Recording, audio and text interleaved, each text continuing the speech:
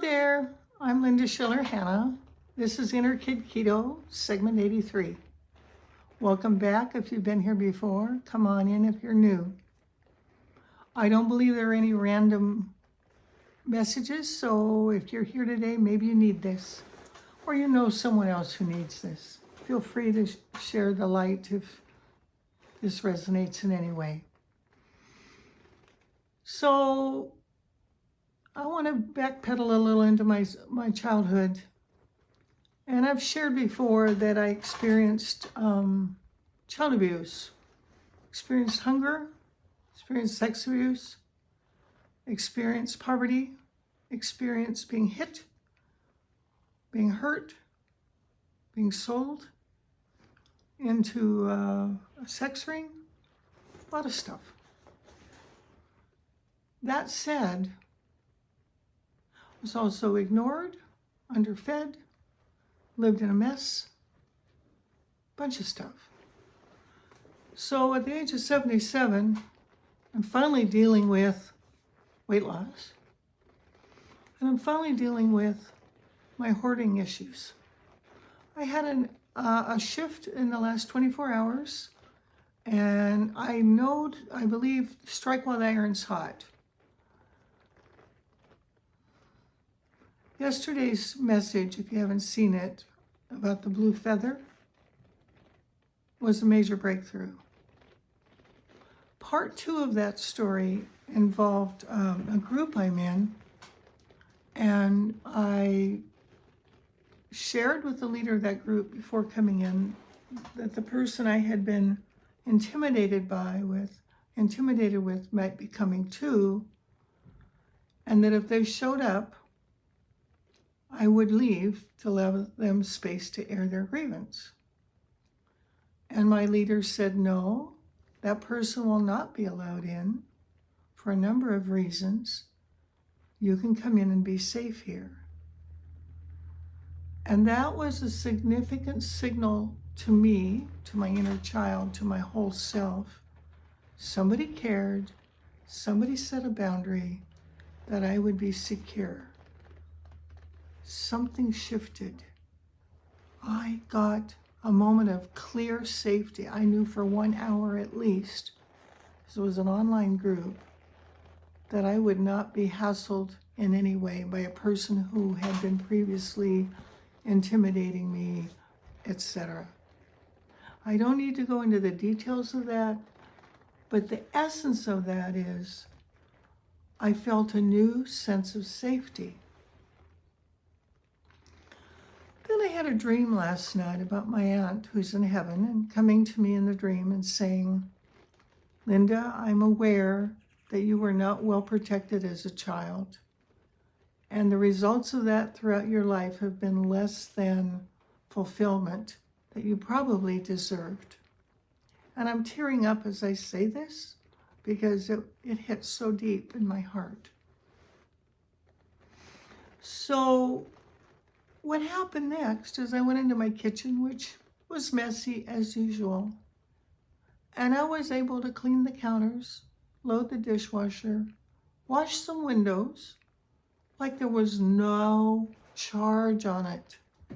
I suddenly felt free to clean, clear, organize, dig out from under the trauma, the emotional garbage, the hurt, the anger, all of it.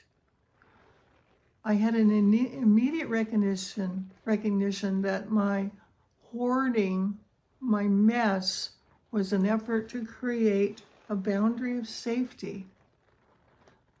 People won't come in, I'm safe. So I put that together on little Linda this morning. She's in camouflage. She's even holding a tank. Can you imagine my little child having a tank?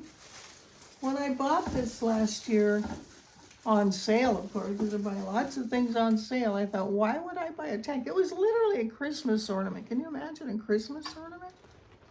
Go figure. But today it came in handy. Little Linda's got her tank and her camouflage, her safety because of the trauma she's been through. I'm wearing my leather jacket, my matcha jacket, that big tough girl jacket. All armor. When I was a teenager, we had a 2-bedroom house with 3 teenagers, 2 girls, a boy, and my mom. So my mother had her own room. My sister and I shared a room, and my brother slept on the couch. That was the plan. And Mom had the biggest room, come to think of it. That's okay. But about 15 or 16, I decided that I would go sleep in the basement so I could have my own room. It was full of cobwebs. I put my bed next to the washing machine. There was no ceiling, there were no walls. It was just a cold, cement, damp basement. But it was a hiding place. It was a place to be away from the noise and the trauma drama. Some of you are nodding. Some of you know exactly what I talk about. There are other people in my life who are what we call ourselves basement girls. So this morning I was sharing all this with my dear husband, and just telling him that I feel this breakthrough, and he lives in the lower level of our house. And I said, you can come out of the basement, because he sleeps down there. It's the less appealing part of our house. And he said, oh no, he said, when I was a kid, my dad was so scary, I always went to the attic. It wasn't heated, it wasn't completed, but it was my safe place. So both of us, me and my husband both, have been hiding to this day, me in my 70s, he in his 60s, from childhood trauma. It ran that deep. And he's crawled up in the food every bit as much as I have. No shame on him, just sharing that we found each other because we had common morbidity, common issues. Fear in home, going into food, going into clutter, going into hiding. He loves leather too. And I recently got this leather jacket because it feels safe in leather. You can't get scratched as much. You can't get hurt or touched as much. Some of you are going through aha moments, I suspect. So I made a little list before I talked today. I said, as a child, were you humiliated, hit, sexually abused, shunned, ignored, uncelebrated? I know a girl who never had a birthday cake because her mom said birthday cakes cost too much. Are you kidding me?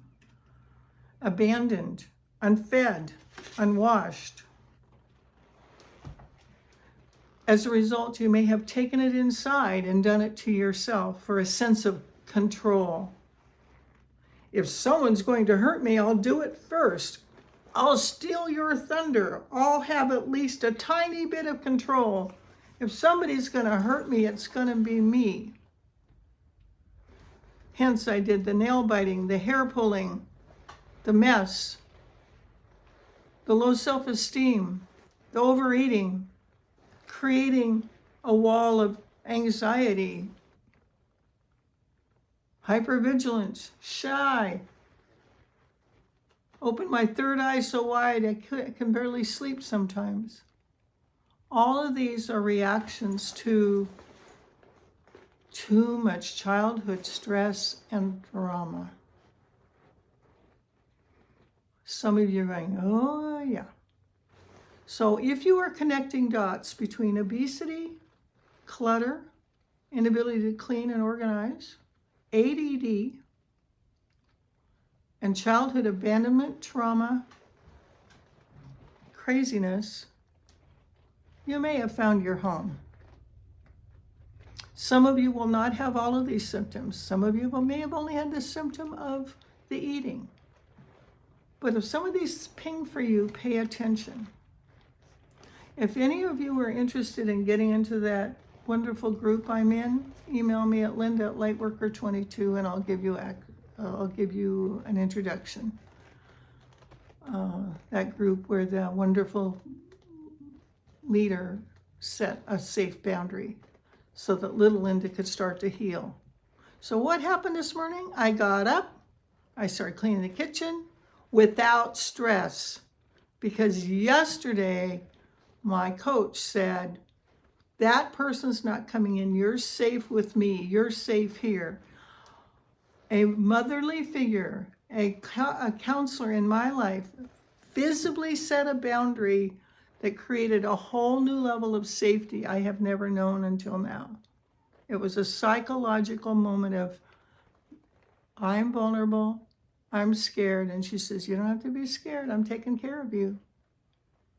Breakthrough, breakthrough. So I'm saying to little Linda, you don't need camouflage. Whoa, the tank just broke into 1,000 pieces. Great, that's going in the garbage. I'm not going to save it. I'm not going to save it. I'm going to save me. I'm coming out from the stress, the mess, the junk, the horror, the fear, the pain. I'm letting go of this leather jacket. It's too hot in here anyway. I don't need to be this protected with you. You're safe for me. And I'm safe for you. And safety is a cure. We are going to give ourselves safe food, safe people, safe boundaries, safe recovery, healing ourselves with love, patience, and transformation. For this, I do give thanks. Thanks for showing up again. Believe me, I love you, and I thank you for being a witness to this healing journey, as I wish to be a witness to yours. Have an incredibly wonderful day. See you tomorrow.